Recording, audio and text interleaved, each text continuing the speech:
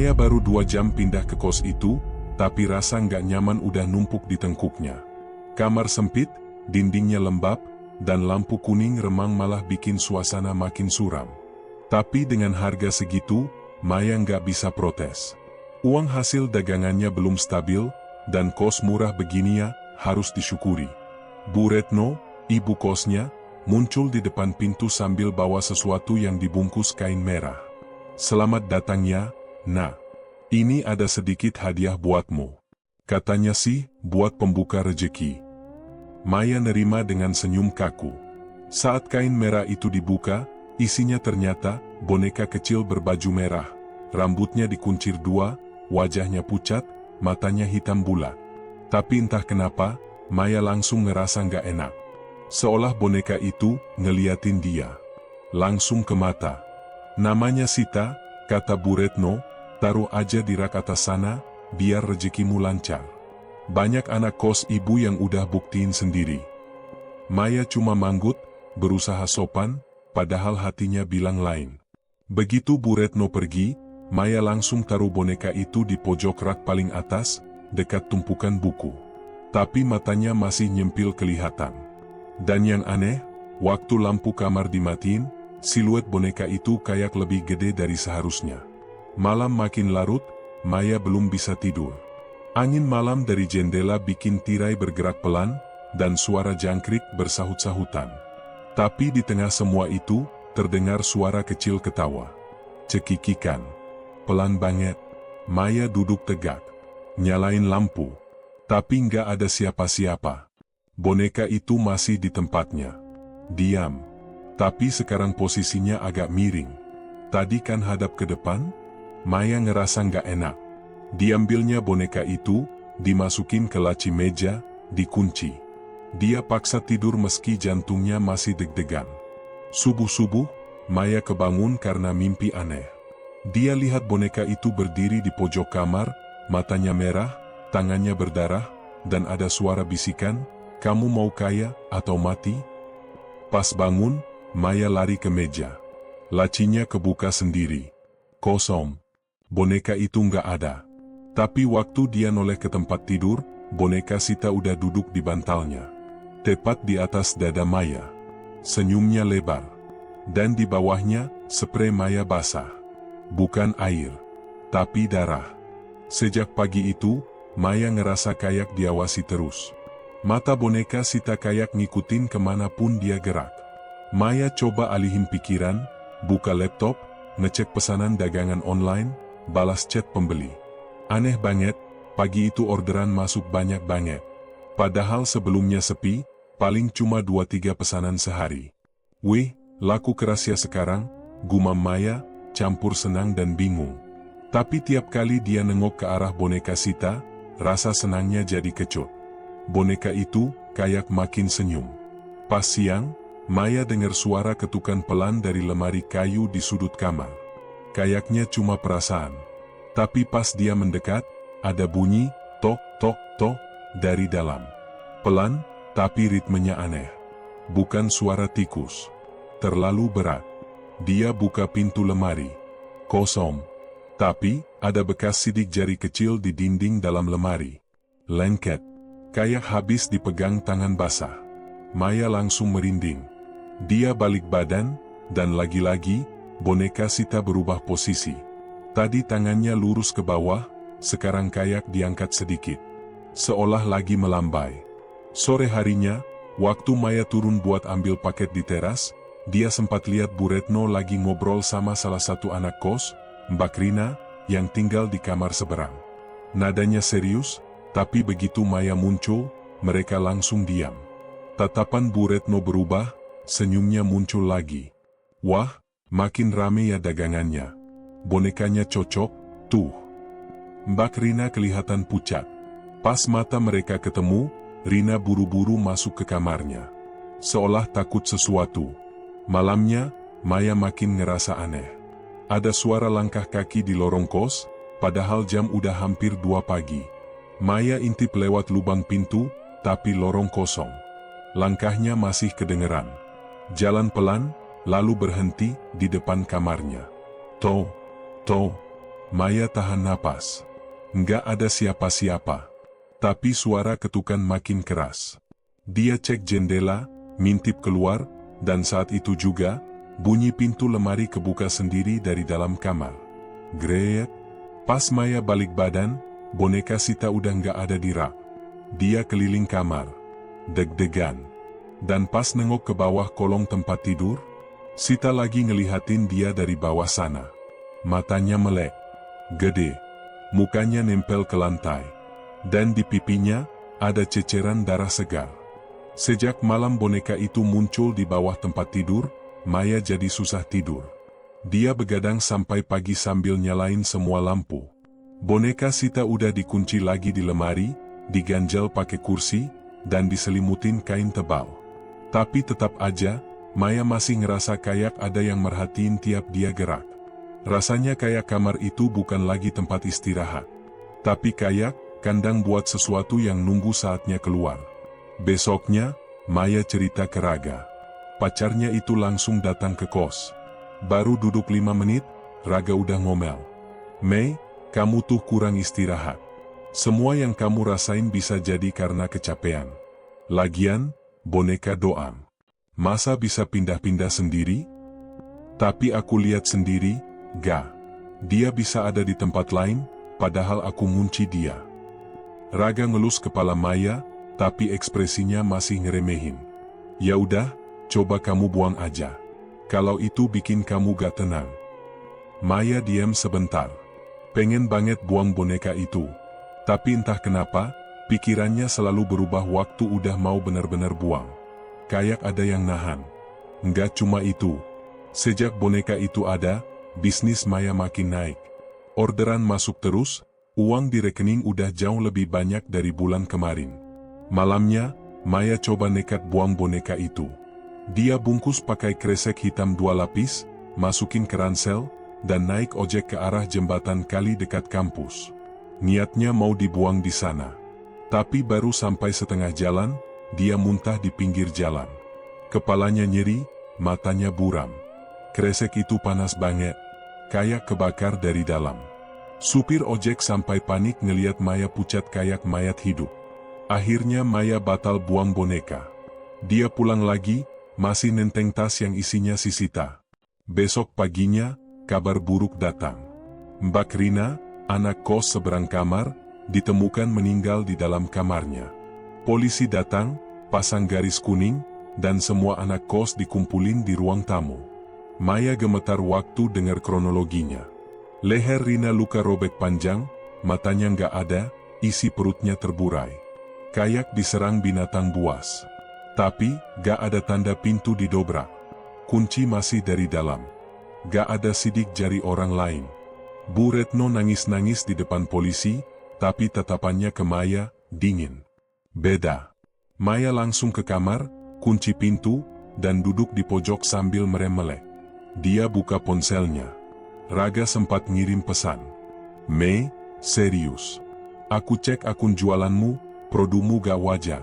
Kamu jual apa, sih? Kok reviewnya isinya foto-foto aneh semua? Maya buka aplikasinya. Betul. Produk yang tadinya cuma masker wajah herbal, sekarang kayak berubah sendiri. Namanya jadi aneh, masker aura darah, tarik rejeki dalam 3 hari. Reviewnya lebih gila lagi. Ada yang upload foto wajah orang lebam-lebam. Ada yang bilang, sejak pakai ini, bosku tiba-tiba mati, aku naik jabatan.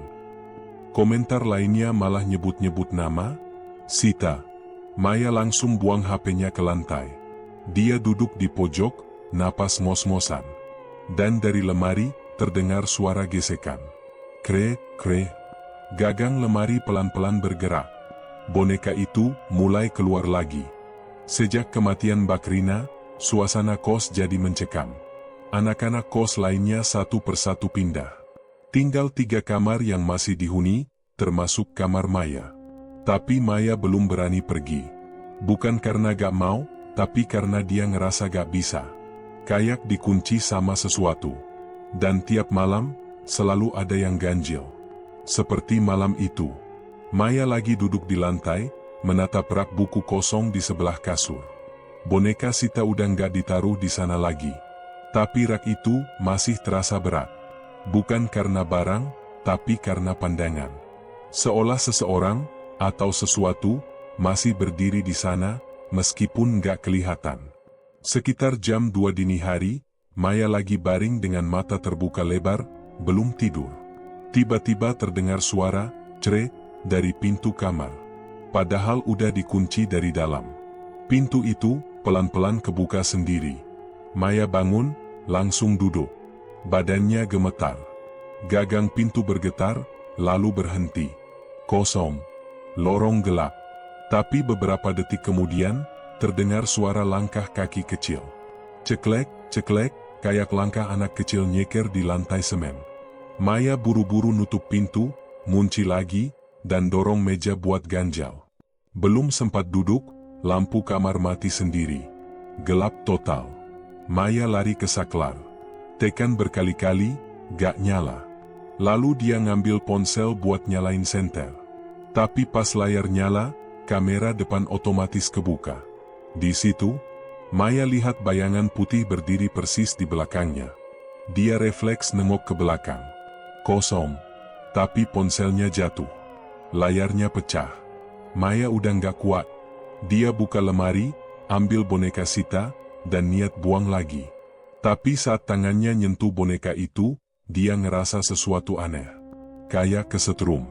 Dan mata boneka itu ngedip. Satu kali, Maya lempar boneka itu ke lantai. Tapi dari dalam tubuh boneka, keluar suara pelan, berat, suara perempuan dewasa. Satu lagi, satu nyawa lagi. Maya mundur pelan. Tapi tiba-tiba dari luar kamar, terdengar jeritan. Arjah, tolong. Itu suara salah satu anak kos yang tersisa. Suara Mbak Tari, kamar paling pojok. Suara langkah lari terdengar di lorong, lalu, gedebuk. Suara tubuh jatuh. Diikuti hening panjang. Maya buka pintu sedikit, mintip lewat celah. Lorong kosong. Tapi ada bekas darah ke arah tangga. Besok paginya, Bu Retno ngumumin bahwa Mbak Tari hilang. Katanya kabur tengah malam. Tapi Maya tahu, itu bohong. Karena waktu dia mintip ke ruang cuci, dia lihat kain pel basah berwarna merah. Dan di keranjang cucian, ada seragam Mbak Tari yang udah penuh bercak darah. Bu Retno cuma senyum waktu Maya tanya, beneran hilang, Bu? Namanya juga orang muda, jawab Bu Retno pelan, gak betah dikit, langsung pergi. Tapi Maya tahu, Mbak Tari gak kabur. Dia dibawa. Dan boneka Sita, sekarang, bukan cuma nempatin kamar. Tapi juga muncul di mimpi Maya. Berdiri di depan cermin, mukanya udah berubah, kulitnya mengelupas, matanya merah, giginya runcing. Dan setiap kali mimpi itu datang, Maya bangun dengan darah segar di ujung jarinya. Padahal dia gak luka. Maya gak bisa tidur semalaman. Pikirannya terus berputar, nyambungin semua kejadian yang aneh. Kematian Mbak Rina, Mbak Tari yang tiba-tiba hilang, dan yang paling bikin dia ketakutan, boneka Sita yang gak pernah jauh dari hidupnya. Maya mulai sadar, ini bukan cuma soal boneka. Ini lebih dari itu. Ini soal nyawa. Keesokan harinya, Maya berusaha cari tahu lebih banyak tentang Bu Retno. Dia datang ke warung nasi dekat kos, tempat biasa anak-anak kos beli makan. Salah satu pelanggan, Pak Dharma, yang udah lama tinggal di situ, akhirnya buka mulut. Bu Retno itu orang lama. Kos-kosannya banyak yang dulu juga gak bertahan. Biasa aja sih, awalnya. Tapi setelah beberapa kejadian aneh, beberapa anak kos hilang.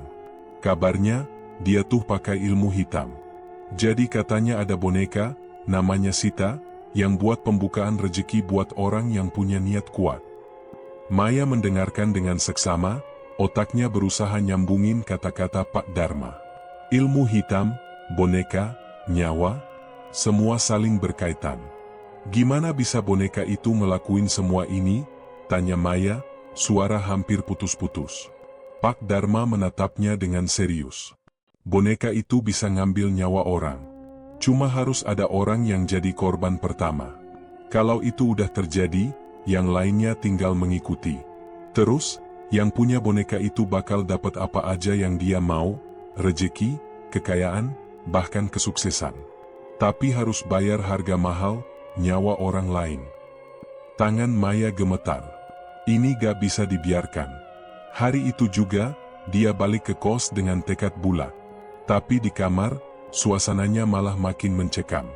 Sita, boneka yang selama ini terdiam, sekarang sudah ada di tengah kamar. Bukan lagi di rak, bukan lagi di lemari. Boneka itu duduk tepat di tengah kamar, wajahnya yang selalu tersenyum kini tampak lebih tajam, seperti ada yang sedang mengawasi dengan sangat jelas. Maya segera menutup mata. Jantungnya berdetak cepat. Suara bisikan itu kembali terdengar. Mau kaya, Maya? Atau mau mati?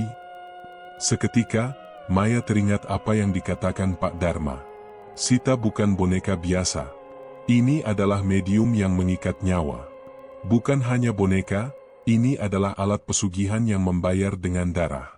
Dengan napas terengah-engah, Maya mengangkat boneka itu dan melemparkannya ke dalam laci meja. Kali ini dia mengunci laci itu, berharap apa yang sudah terjadi bisa berhenti di situ. Tapi saat ia menoleh ke meja, Sita kembali lagi. Tepat di atas meja, di depan wajah Maya, seolah menunggu untuk diambil dan dipilih. Akhirnya, Maya sadar. Boneka ini gak akan pergi. Ini bukan sekadar mainan. Ini adalah kutukan yang bisa mengambil nyawa siapapun yang terlalu tamak. Dia memutuskan untuk pergi menemui Bu Retno. Ternyata, ibu kos itu sudah menunggu di luar kamar. Senyum samar Bu Retno, seperti selalu, tapi kali ini Maya melihat sesuatu yang berbeda. Tatapan Bu Retno penuh perhitungan. Kenapa, Maya? Ada yang mengganggu tidurmu? Kata Bu Retno dengan suara halus, tapi Maya tahu, ada sesuatu yang lebih dalam di balik pertanyaan itu. Maya menatap boneka yang sekarang terbaring diam di meja. Dia mengumpulkan keberanian. Bu Retno, aku mau tahu lebih banyak tentang boneka ini. Apa yang sebenarnya terjadi? Bu Retno hanya tersenyum, tapi kali ini senyumnya terasa sangat dingin. Maya, sudah terlalu jauh. Sekarang, kamu harus memilih. Kaya, atau mati. Maya berdiri di depan Bu Retno, menatap dengan tatapan tajam. Perasaan takut yang sebelumnya mencekam sekarang mulai digantikan dengan kemarahan. Bu Retno, dengan senyum tipisnya, seolah menunggu Maya untuk menyerah. Tapi Maya tak akan membiarkan itu terjadi. Bu, kata Maya dengan suara yang sedikit gemetar, aku nggak mau jadi bagian dari ini. Aku nggak mau jadi korban. Bu Retno mengangguk perlahan, matanya masih penuh perhitungan. Kamu harus mengerti, Maya. Semua ini sudah ada sejak lama. Semua yang terjadi padamu, itu karena pilihanmu. Kamu yang menerima boneka itu. Kamu yang meminta kekayaan. Maya menggigit bibir. Rasa bersalah mulai merayapi dirinya. Apakah benar aku yang mulai semua ini? Pikirnya. Tapi, pikirannya segera kembali kepada satu hal, boneka itu harus dihentikan. Mungkin aku memilih itu, Bu, kata Maya, suaranya kini terdengar lebih yakin. Tapi sekarang aku ingin mengakhirinya. Aku nggak mau bayar dengan nyawa orang lain. Aku nggak mau kaya kalau harus membunuh. Bu Retno tersenyum, senyuman yang lebih menyeramkan dari sebelumnya. Sangat disayangkan, Maya. Kamu terlalu naif. Jangan pikir ini mudah. Sita bukan boneka biasa. Kalau kamu mencoba menghentikan semuanya, kamu akan dihancurkan. Dan kau tak akan pernah bisa lepas dari itu. Maya merasakan hawa dingin yang merayap, tapi dia tak mundur. Aku akan berusaha, Bu. Aku akan berjuang untuk mengakhiri ini. Lihat saja nanti, jawab Bu Retno, suaranya penuh ketenangan yang menakutkan. Sita tidak akan membiarkanmu begitu saja pergi. Sekali terikat, ikatan itu tak bisa dilepaskan. Maya berbalik, berjalan cepat menuju kamar. Pikirannya berputar. Semua yang dikatakan Bu Retno benar. Jika dia terus melawan, akan ada akibatnya. Tapi dia tak bisa diam begitu saja. Dia harus keluar dari belenggu ini. Dia harus memusnahkan boneka itu. Setelah beberapa lama merenung, Maya memutuskan untuk pergi ke perpustakaan kampus lagi. Kali ini dia mencari lebih dalam tentang cara untuk menghancurkan benda-benda yang terikat dengan ilmu hitam. Dia nggak bisa hanya berharap ada solusi instan. Dia harus mengerti apa yang sedang dia hadapi. Setelah beberapa jam mencari informasi, dia menemukan catatan lama tentang ritual untuk menghilangkan ikatan pesugihan melalui medium boneka. Ada satu cara yang cukup ekstrim, membakar boneka itu dengan darah pemiliknya. Tapi itu bukan solusi yang mudah.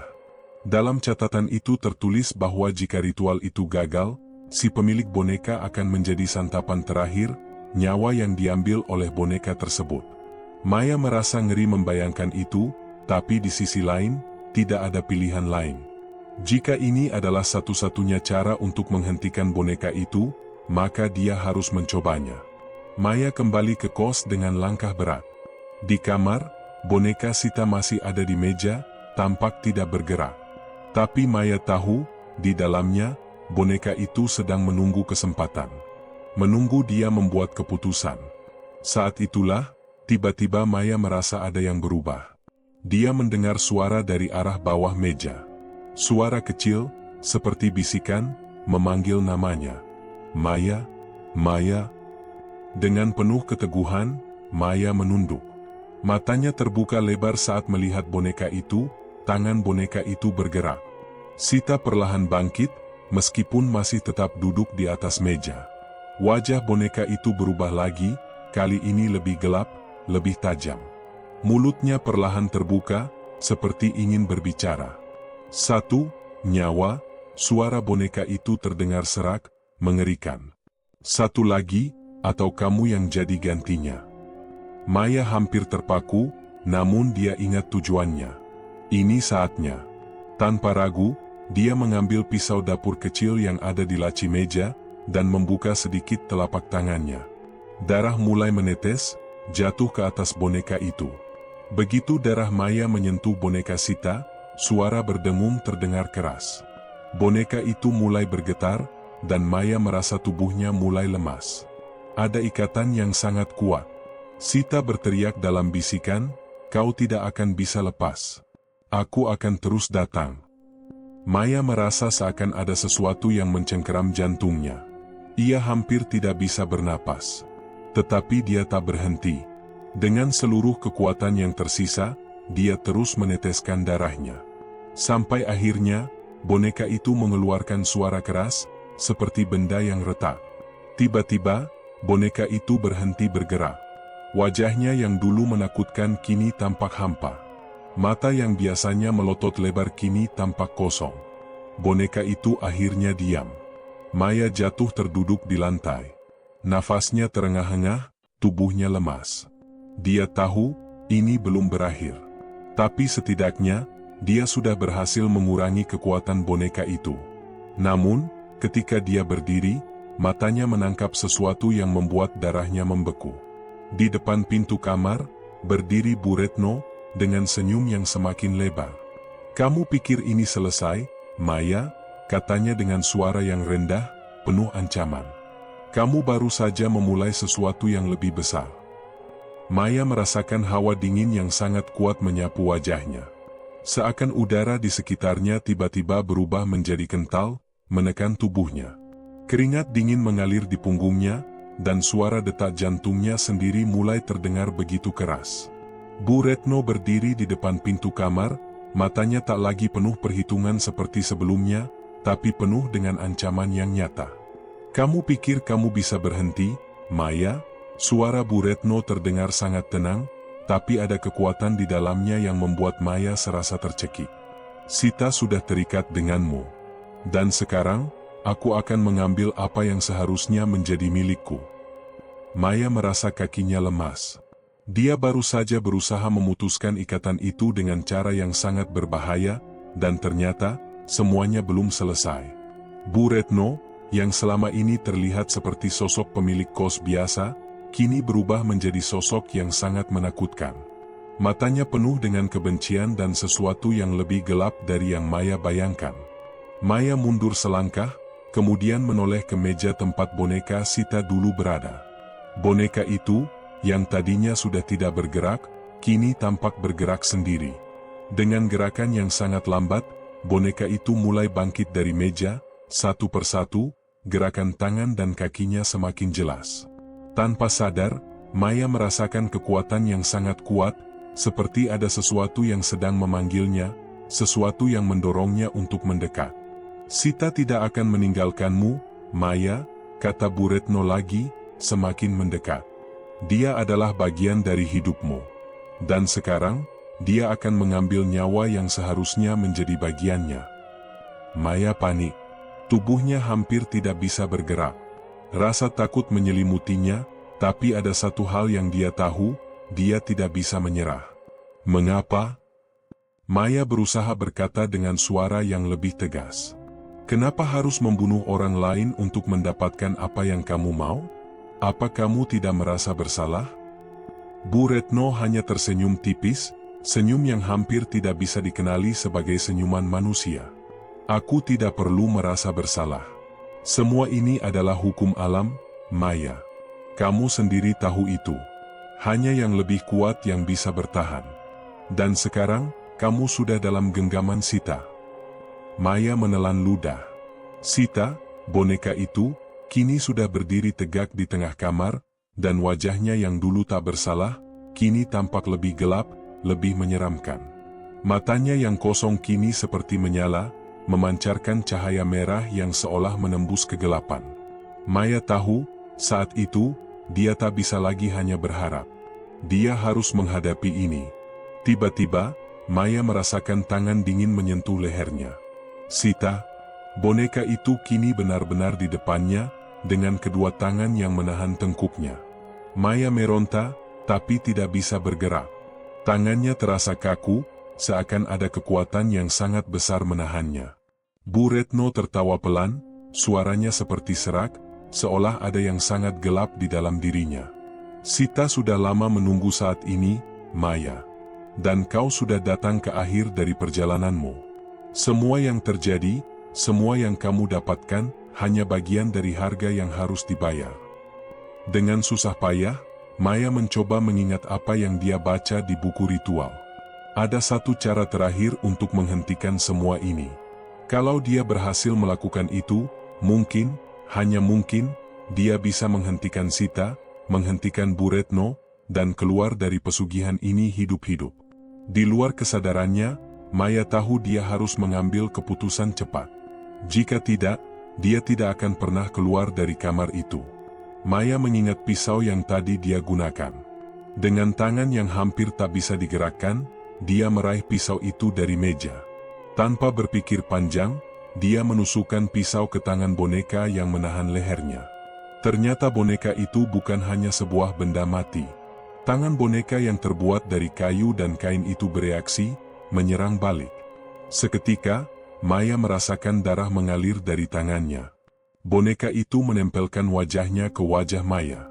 Dalam sekejap, wajah itu berubah menjadi lebih mengerikan, dengan bibir ternganga, mulut yang penuh dengan darah, dan mata yang menatap tajam. "Maya, kamu memilih jalan yang salah."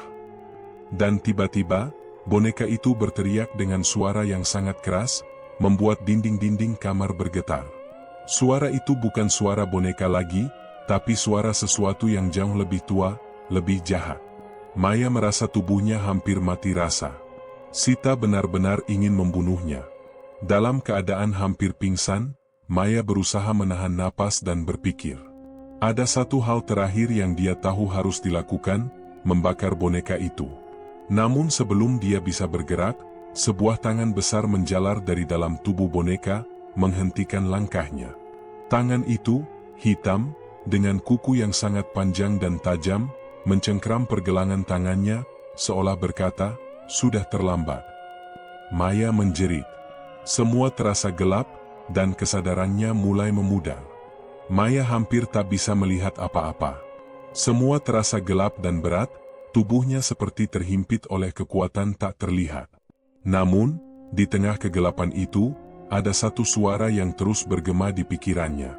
Suara itu seperti sebuah peringatan, perasaan yang sangat kuat, "Jangan menyerah, Maya. Jangan biarkan dia menang. Maya, dengan tubuh lemas dan tangan yang masih terhimpit oleh tangan besar yang keluar dari boneka, berusaha mengingat apa yang harus dia lakukan. Membakar boneka itu. Dia ingat apa yang Pak Dharma katakan tentang cara menghancurkan ikatan pesugihan, meski itu berisiko besar. Boneka itu harus dihancurkan dengan cara yang lebih ekstrim. Tapi bagaimana mungkin dia bisa melakukannya dengan situasi yang begitu mencekam ini? Tangan dari boneka Sita, yang hitam dan berkulit seperti kayu yang sudah lapuk, semakin kuat mencengkram tangannya. Maya merasa seperti tulangnya akan patah. Setiap inci tubuhnya merasakan tekanan yang luar biasa. Maya hampir tak bisa bernapas. "Jangan takut, Maya," suara Bu Retno terdengar lagi, kali ini lebih pelan namun penuh kekuatan. "Kamu tak bisa melawan kekuatan ini. Sita sudah menjadi bagian dari hidupmu. Jangan sia-siakan apa yang sudah kamu dapatkan."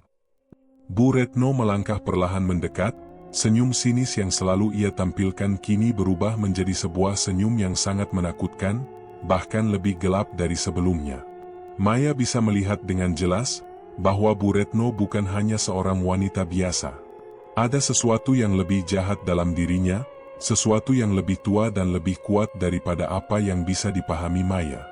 "Sita itu tak akan pernah meninggalkanmu, Maya.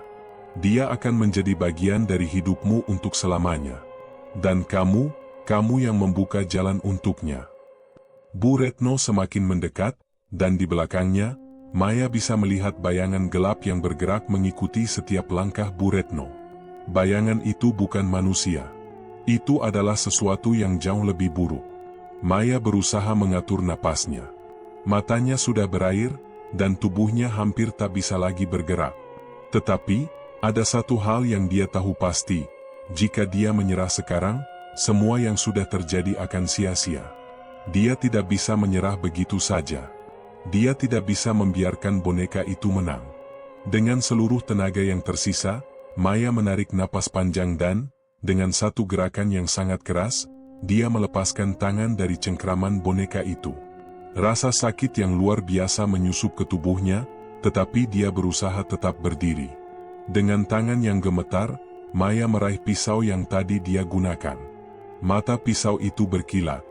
Dia tahu ini satu-satunya cara yang bisa menyelamatkan dirinya. "Maya, berhenti!" Suara Bu Retno terdengar sangat dekat, sangat menakutkan. Tapi Maya sudah tidak peduli. Matanya sudah dipenuhi tekad. Dengan sekuat tenaga, Maya menusukkan pisau ke boneka Sita. Boneka itu, yang seakan hidup dan penuh dengan kekuatan jahat, tiba-tiba menjerit keras. Suara jeritan itu seperti suara ribuan jiwa yang menderita, membuat dinding kamar bergetar. Maya hampir tidak bisa menahan tubuhnya, tapi dia terus menekan pisau itu lebih dalam. Boneka itu mulai bergerak liar, seolah berusaha melawan. Tapi Maya tidak berhenti. Pisau itu terus menembus kain dan kayu boneka, sampai terdengar suara seperti tulang yang patah. Boneka itu mengeluarkan suara jeritan terakhir yang begitu memilukan, lalu tiba-tiba diam. Semua yang ada di sekitar Maya terasa hening seketika. Namun, saat itu juga, Maya merasakan sesuatu yang lebih besar, lebih jahat, merayap dari dalam boneka itu. Sesuatu yang jauh lebih kuat. Sesuatu yang tak bisa dihentikan hanya dengan pisau. Bu Retno tertawa keras, suaranya begitu menakutkan. "Kamu pikir hanya dengan itu kamu bisa menghentikan semuanya, Maya? Itu baru permulaan." Maya terjatuh, hampir kehilangan kesadarannya. Kekuatan dari dalam boneka itu semakin kuat, dan kini, bukan hanya boneka yang mengancam nyawanya. Maya bisa merasakan bayangan jahat yang keluar dari boneka itu, mengisi seluruh ruang di kamar. Kegelapan yang sangat pekat. Bu Retno berjalan mendekat, dan dengan satu gerakan tangan, boneka itu terangkat dari meja. Maya, yang hampir tak bisa bergerak, hanya bisa menyaksikan dengan ngeri saat boneka Sita terbang ke udara, kemudian jatuh dengan keras ke lantai, seolah tidak peduli pada semua yang terjadi di sekitarnya. "Ini belum berakhir, Maya." Suara Bu Retno semakin terdengar penuh dengan kekuatan yang mengerikan. "Kamu sudah memasuki dunia yang tak bisa kamu pahami. Dunia ini hanya untuk mereka yang berani membayar harga tinggi. Dan kamu, Maya, sudah menjadi bagiannya. Maya berusaha bangkit, tetapi tubuhnya sangat lemah. Apakah dia bisa bertahan? Apakah dia bisa menghentikan kejahatan yang sudah terlepas begitu jauh? Tiba-tiba, Maya merasa ada sesuatu yang menahan tubuhnya. Sita muncul lagi, kali ini lebih besar, lebih menyeramkan, dengan wajah yang penuh kebencian. Tapi Maya sudah tidak takut. Ini saatnya dia melawan. Maya terbaring di lantai, tubuhnya lemah dan hampir tak mampu bergerak. Semua yang terjadi terasa seperti mimpi buruk yang tak berujung, sebuah dunia penuh dengan kegelapan yang mengerikan. Namun, saat itu, dia merasakan sesuatu yang aneh. Kekuatan dari boneka Sita mulai memudar. Boneka itu tergeletak diam, tak lagi bergerak seperti sebelumnya. Hening. Maya mengira ini adalah akhir dari teror yang menimpanya. Bu Retno, yang tadi tampak begitu kuat dan penuh kuasa, kini berdiri di sudut kamar dengan ekspresi yang berubah. Ada kecemasan di matanya, sesuatu yang tak pernah Maya lihat sebelumnya. "Kamu pikir kamu bisa mengalahkan Sita?" Suara Bu Retno terdengar semakin lemah. "Dia sudah mengikat semua yang ada di sekitarmu." Maya, meskipun tubuhnya sangat lelah, masih bisa merasakan keberanian yang tumbuh sedikit demi sedikit. Dia merasa seperti ada kesempatan. "Aku bisa melawan," pikirnya. "Aku bisa mengakhiri semua ini." Dengan sisa-sisa tenaga, Maya berusaha bangkit dan berjalan perlahan menuju boneka Sita. Sesuatu yang dalam dirinya memberinya kekuatan, kemarahan, rasa sakit, dan penyesalan. Semua yang dia rasakan membara, memberi dorongan untuk menuntaskan apa yang telah dimulai. Namun, tiba-tiba, suara Bu Retno terdengar keras, mengancam. "Jangan bodoh, Maya. Kamu tidak tahu apa yang sedang kamu hadapi." Bu Retno mencoba mendekat, langkahnya tergesa-gesa, tetapi Maya hanya fokus pada boneka yang tergeletak di hadapannya. Maya menyentuh boneka itu, dan saat tangannya bersentuhan dengan tubuh kayu yang keras itu, dia merasakan energi gelap yang mengalir masuk ke tubuhnya. Boneka itu hidup. Mata Maya terbuka lebar saat sebuah suara bergema di dalam kepalanya, sebuah suara yang menuntut sesuatu dari dirinya. Tiba-tiba, sebuah gambaran muncul di kepalanya. Gambar dirinya sendiri yang terjebak dalam dunia yang gelap, dengan Sita yang terus mengikutinya. "Kamu sudah menjadi bagiannya, Maya," suara itu berkata. "Apa yang kamu inginkan? Apa yang kamu siap bayar?" Maya menjerit, merasakan dirinya terperangkap dalam ilusi yang begitu kuat. Ini adalah harga yang harus dibayar. Apakah dia harus menyerah? Apakah dia harus melanjutkan perjuangannya meski semuanya terasa sia-sia? Sementara itu, Bu Retno tersenyum penuh kemenangan. "Kamu pikir kamu bisa lari dari takdir, Maya? Tidak. Semua yang terjadi, semua yang kamu dapatkan, itu adalah bagian dari harga yang harus dibayar." Tapi Maya tidak menyerah. Dengan segenap kekuatan yang masih ada, dia berteriak, "Aku tidak akan terjebak lagi. Ini berakhir sekarang." Maya mengangkat tangan dan menghancurkan boneka itu. Semua yang terjadi seolah-olah berhenti sejenak. Dan begitu dia menjatuhkan boneka itu ke lantai, tiba-tiba, sebuah suara melengking keras terdengar. Sesuatu terpecah. Namun, ketika dia memandang sekeliling, bukannya merasa lega, dia malah merasa ada yang salah. Semua terasa sangat sunyi. Terlalu sunyi. Maya berdiri di tengah kamar yang kini terlihat sangat berbeda, dan Bu Retno, sama sekali tidak terpengaruh, tersenyum lebar, dengan ekspresi yang sangat dingin. "Semuanya tidak sesederhana itu, Maya," katanya pelan, hampir seperti sebuah bisikan yang menembus jiwa. Maya menatap Bu Retno dengan tatapan kosong. Semua yang dia lakukan, sepertinya sia-sia. Maya berdiri dengan gemetar, masih tercengang dengan apa yang baru saja terjadi. Boneka Sita yang semula mengancam nyawanya kini tergeletak diam di lantai, dan Bu Retno hanya berdiri di sudut ruangan dengan ekspresi yang tak bisa Maya pahami. Semua rasa takut dan kekhawatirannya kini tergantikan oleh kebingungan yang mendalam. Selesai, Maya bergumam. Ia merasa seolah-olah telah mengakhiri semuanya dengan menghancurkan boneka itu. Namun, meskipun sepertinya semuanya sudah berakhir, ada sesuatu yang terasa sangat aneh. Ada perasaan yang berat di udara, sebuah ketegangan yang tak bisa dijelaskan. Ternyata kamu sangat percaya diri, Maya. Suara Bu Retno terdengar lebih dalam, lebih mengerikan dari sebelumnya. Senyum di wajahnya mulai menghilang, digantikan dengan ekspresi serius yang bahkan lebih menakutkan.